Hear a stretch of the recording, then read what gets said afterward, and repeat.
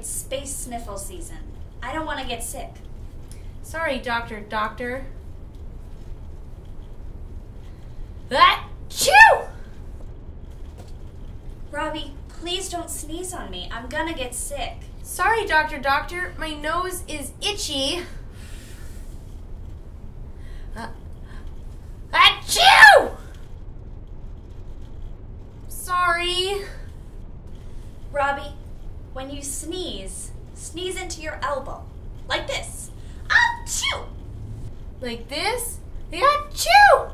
Good job. You see how you didn't get snot all over me that time? Yeah. That'll help you stop the spreading of germs, which makes my job a lot easier. Ooh, or you could do my favorite, the turtle. Boo! Achoo! Boo! Like that. I don't wear clothes. Oh.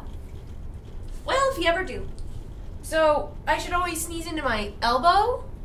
What about my paws? If you sneeze into your paws or your hands, your germs get on everything you touch. But if you sneeze into your elbow, you trap the germs right here. So I'll always sneeze into my elbow from now on. Thank you, Robbie. Your healthcare professional appreciates it.